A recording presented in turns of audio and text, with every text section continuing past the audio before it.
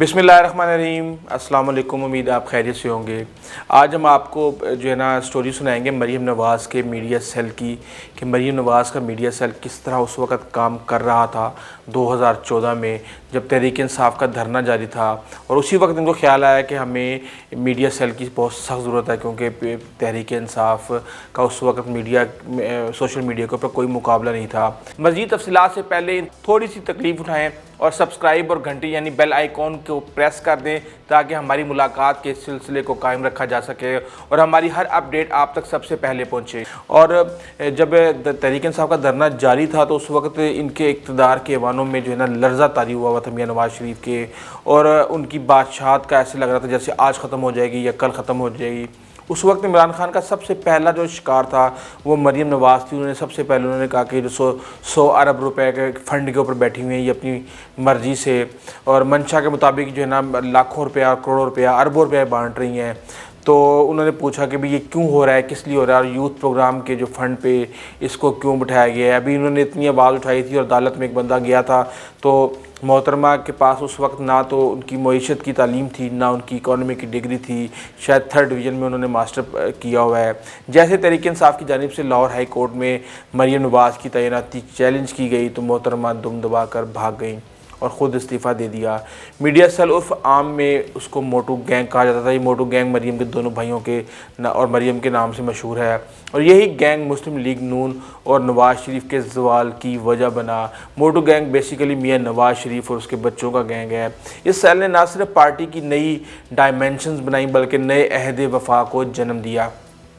ایک نیا social contract Pakistan مسلم league نون کے لیڈروں اور ورکروں کے درمیان لکھا گیا کہ اب آگے کا لاہے عمل موٹو گینگ ہی طے کرے گا۔ 1993 سے لے کر 2014 تک جو روایتی طریقہ کار تھا، ان سے ہٹ کر مسلم لیگ نون نے نہ تو اپنی تنظیم میں جدت پیدا کی، نہ لیڈروں کی سوچ اور فکر میں ہم آہنگی پیدا کر سکے۔ مسلم لیگ نون دور جدید کی ٹیکنالوجی اور تقاضوں کے ساتھ چلنے کی عادی بالکل بھی نہیں تھی۔ مسلم لیگ نون قدیم روایتی انداز میں اپنے میڈیا کے معاملات کو چلا رہی تھی۔ میاں نواز شریف کو بھی کسی صحافی کو بلا لیتے، پاجی کی حال ہے، ٹھیک ٹھاک ہو، راضی ماضی ہو پاجی، انہوں نے خوش کر دیا جائے، کسی کو لفافہ دے دیا، کسی کو جو ہے نا کچھ دے دیا۔ لفافے کی ٹرم بھی پاکستان کی صحافت کے اندر میاں نواز شریف سے آئی ہے، تو میاں نواز شریف اس کو اسی طریقے سے 70 کی دہائی کے طریقے سے اس کو یوز کر رہے تھے۔ جب مریم نواز یوتھ لون کی چیئر پرسن نہیں رہیں تو ایک قسم سے جو ہے نا بے روزگار ہو گئی تھی، تو ان کے والد محترم نے ان کے لیے مختلف آپشنز پر غور کرنا شروع کیا۔ جب دھرنے کے وار سے بچے اور نون لیگ کے حالات تھوڑے سے بہتر ہوئے تو دسمبر 2014 کے بعد یہ اسلام آباد پر دوبارہ نازل ہو گئیں، اور ان کے کچھ مشیروں نے ان کی توجہ دلوائی کہ مسلم لیگ نون میڈیا افیئرز میں بہت پیچھے ہے، جس کا وہ دیکھ چکے تھے دھرنے کے اندر بھی کتنا ان کو نقصان ہوا ہے۔ 2013 کے الیکشن کے دوران اس ساری کمپین کو اور مختلف میڈیا سے متعلق معاملات کو، خصوصاً سوشل میڈیا کے معاملات کو، مریم نواز الیکشن کمپین کے دوران دیکھ چکی تھیں۔ مریم نواز نے اپنے ایک بندے کو ٹاسک دیا کہ جو ان کا بہت خصوصی مشیر ہوتا تھا، کہ ایک پریزنٹیشن تیار کی جائے، اور یہ پریزنٹیشن پاکستان مسلم لیگ نواز اپنے میڈیا افیئرز کو دور جدید کے مطابق کس طرح بنا سکتی ہے اس کے حوالے سے بنانی تھی۔ وہ پریزنٹیشن تیار ہوئی، اور اس پریزنٹیشن کے بعد پرنسپل اپروول اس وقت کے وزیر اعظم نے دی۔ یہاں یہ امر قابل ذکر ہے کہ لوگ اکثر کنفیوز کر دیتے ہیں کہ اسٹریٹجک میڈیا کمیونیکیشن سیل کو اور پاکستان مسلم لیگ نون کے میڈیا سیل کو، یہ ایک حقیقت جو میں آپ کو اپنی اس ویڈیو کے ذریعے پہنچا رہا ہوں کہ یہ دونوں علیحدہ علیحدہ انٹیٹریز ہیں، یہ دونوں علیحدہ علیحدہ ہیں، اور اس لیے آج تک کسی کو یہ پتہ نہیں چل سکا کہ کون سے لوگ کیا کام کرتے تھے اس وقت، کہاں یہ کام کرتے تھے، کون ان کو ٹیکل کرتا تھا اور کون ان کی رہنمائی کرتا تھا۔ لہٰذا فیصلہ ہوا کہ مریم نواز کے خصوصی دربار یعنی کہ میڈیا سیل موٹو گینگ نے جو بنایا تھا وہ بنایا گیا۔ مریم نواز کے ساتھ تمام سینئر درباریوں کو بٹھایا گیا، جن میں آصف کرمانی، عرفان صدیقی، پرویز رشید، ایسر اقبال، سعد رفیق جیسے جید درباریوں نے مریم نواز کی خوشامد میں چاند و زمین کے کعبے ایک کر دیے۔ ایک باقاعدہ دفتر وزیر اعظم ہاؤس میں جو ہے نا ڈائننگ ہال کو ختم کر کے میڈیا سیل کے نام سے قائم کیا گیا۔ اس کی دیواروں پر مانیٹرنگ سکرینیں لگائی گئیں، بہت قیمتی فرنیچر خریدا گیا، تزئین و آرائش کے اوپر تقریباً لاکھوں کروڑوں روپیہ اس کے اوپر خرچ کر دیا گیا، اور ایک دربار نماز دفتر، ایک محل نماز جو ہے نا دفتر وجود میں آیا۔ جب مزید درباریوں کی ضرورت پڑی تو مسلم لیگ نون کے خوشامدیوں کی فہرست مرتب کی گئی اور خوشامد کی اعلیٰ مثالیں قائم کرنے والے درباریوں کے نام قرۂ فعال نکالا، اور ان کو میڈیا سیل میں نوکریاں ملی۔ دھرنے کے دوران نون لیگ کی جانب سے میڈیا پر جو لوگ جایا کرتے تھے ان میں سے کچھ نئے لوگ تھے، کچھ پرانے لوگ تھے، مگر یہ امر قابل ذکر ہے کہ شروع میں سینئر لوگ مسلم لیگ نون کا دفاع کرتے نظر نہیں آتے تھے، مثلا خواجہ آصف، خواجہ سعد رفیق، احسن اقبال، چودھری نثار، راجہ ظفر الحق، شاہد خاقان عباسی، اسحاق ڈار، شہباز شریف، یہ سب لوگ تھے جو کہ اپنے آپ کو بہت اعلیٰ و عرفہ سمجھتے تھے، اور وہ عام طور پہ ٹی وی پہ جا کے ٹاک شوز کے اندر بحث مباحثے اور کسی بھی قسم کے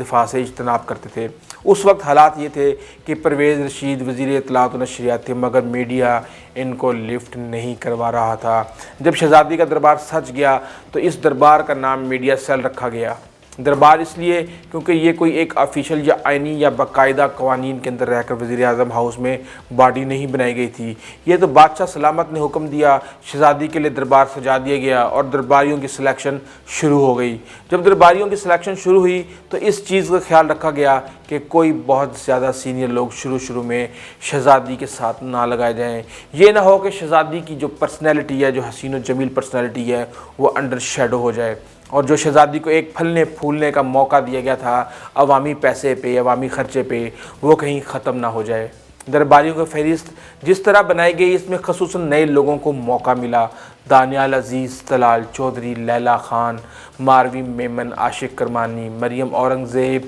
تہمینہ دولتانی، نہال ہاشمی، پرویز رشید، عرفان صدیقی، مائزہ حمید گجر، انوش رحمان، محمد مالک، طارق فضل چودھری، جاوید لطیف، سائرہ افضل تاڑر، شیزہ خواجہ، عائشہ رضا فاروق، روبینہ، یعنی کہ یہ بے تحاشا نام تھے۔ اب ان میں سے کچھ آگے چل کر سسپینڈ بھی ہو گئے، کئی لوگوں کو نوکریاں نئی بھی مل گئیں۔ مریم اورنگزیب کو اس دربار کی ممبرشپ 6 ماہ بعد ملی تھی، مگر وہ اپنی چاپلوسی سے اتنا اعلیٰ مقام حاصل کرنے میں کامیاب ہو گئیں، کیونکہ وہ جوتے پالش کرنے میں ان کا کوئی ثانی نہیں تھا، وہ سارا دن مریم کے جوتے پالش کرتی تھیں، اور موٹو گینگ کی ایک ایڈمنسٹریٹر شاخ بھی تھی اس وقت، اور دوسرا وہاں پر موجود نون لیگ کے درباریوں کی ایک الگ شاخ تھی۔ تمام امور جن کا اس دربار میں فیصلہ ہوتا تھا، اس کے بعد وہ میڈیا سیل کے ایڈمنسٹریٹر کے پاس جاتا تھا اور پھر اس پر عمل درآمد شروع کر دیا جاتا تھا۔ وہ لوگوں سے رابطہ کرتا تھا، انفارمیشن منسٹری کے ذریعے رابطے کرتے تھے، مختلف ٹی وی چینلز کے مالکان کے ساتھ میل ملاپ اور ملاقاتیں کرتے تھے۔ اس طرح پھر آہستہ آہستہ اینکرز کے ساتھ ملاقاتیں شروع ہو گئیں، سینئر رپورٹرز، بیورو چیفز کے ساتھ بھی جو ہے نا ملاقاتوں کا سلسلہ شروع ہو گیا، اور جب میڈیا سیل نے کام شروع کیا تو سب سے پہلے اس دربار کے قواعد و ضوابط بنائے گئے کہ بادشاہ سلامت کی شہزادی کتنے بجے آیا کریں گی، کون ان سے پہلے آئے گا، کون ان کے بعد آئے گا۔ یہاں سے باقاعدہ دربار کی طرح اس کو چلایا جا رہا تھا۔ پھر عموماً وقت جو ہے نا رکھا گیا کہ بھی وہاں پر دوپہر کے کھانے کا اس وقت تقریباً سب وہاں پر اکٹھے ہوتے تھے، کیونکہ بیشتر مسلم لیگیوں سے بات کی گئی تو وہ کہتے تھے کہ میڈیا سیل کے خوابوں کا کوئی مقابلہ نہیں، کیونکہ وہ سرکاری پیسے پہ جو تھے۔ اب وہ خوابوں کا بل کس نے دیا اور کس نے نہیں دیا، یہ تفتیش طلب معاملہ ہے۔ میرے خیال سے عمران خان کو اس معاملے کو بھی دیکھنا چاہیے گا، کس طریقے سے عوام کے پیسے خرچ کیے گئے، لاکھوں اور کروڑوں روپے جو ہے نا خوابوں کے نام پر اڑا دیے گئے۔ شروع میں شہزادی کے جو نیند سے بیدار ہونے سے پہلے 8-10 درباری پہنچ جاتے تھے، اور ایسا پھر خواجہ سعد رفیق بھی روزانہ وہاں پر آنے لگ گئے۔ احسن اقبال بھی کبھی کبھی آ جاتے تھے، شاہد خاقان عباسی بھی آنے لگے وہاں پر، انوش رحمان نے بھی خوب ڈیوٹی دی، ان کے دیکھتے دیکھتے ان کے پیچھے اسحاق ڈار بھی جو ہے نا ان کے پیچھے کھینچے چلے آئے۔ العرض کہ آہستہ آہستہ شہزادی کا دربار بھرپور طاقتور ہوتا گیا۔ اس دوران جو پنجاب کی مسلم لیگ تھی، ان میں سے بھی کچھ لوگوں کو بوقت ضرورت بلایا جاتا تھا، جن میں رانا ثناء اللہ خاص طور پہ ہدایات لینے کے لیے اس وقت آتے تھے۔ اسی لیے اب رانا ثناء اللہ نہ 3 میں ہیں نہ 13 میں ہیں، نہ ان کو میاں نواز شریف کے لوگ سنبھال رہے ہیں، نہ ان کو شہباز شریف کے لوگ سنبھال رہے ہیں۔ ان کے علاوہ بھی مختلف لوگوں کو موٹو گینگ کی کال پر سٹینڈ بائی رکھا جاتا تھا۔ یہ تو وہ سٹوری ہے کہ کس طریقے سے میڈیا سیل بلٹ ہوا، کس طریقے سے کھڑا ہوا، اور جب وہ کھڑا ہوا تو اس نے کس طریقے سے مسلم لیگ نون کو تباہ و برباد کیا، کس طریقے سے پلاننگ ہوئی، کس طریقے سے سارا کچھ ہوا، اور میاں نواز شریف کا جو سیاسی کیریئر ہے وہ ایک طرح سے بھیانک ناک بنا دیا اسی موٹو گینگ نے بنایا ہے۔ میاں نواز شریف کے اوپر ظلم ان کے اپنوں نے کیا ہے، اور وہ کیسے کیا ہے، کس طریقے سے سازشیں ہوئی ہیں، کس طریقے سے پلاننگیں ہوئی ہیں، وہ ساری چیزیں میں آپ کو اس سے اگلی ایپیسوڈ میں دکھاؤں گا۔ جانے سے پہلے انتہائی معذرت کے ساتھ تھوڑی سی تکلیف اٹھائیں، سبسکرائب اور گھنٹی یعنی بیل آئیکن کا بٹن دبا دیں تاکہ ہماری ملاقات کے سلسلے کو قائم رکھا جا سکے اور ہماری ہر اپڈیٹ آپ تک سب سے پہلے پہنچے۔ اپنے رشتہ داروں، دوستوں اور عزیز و اقارب کا خاص خیال رکھیے گا۔ آئندہ تک کے لیے اجازت دیجیے۔ اللہ حافظ۔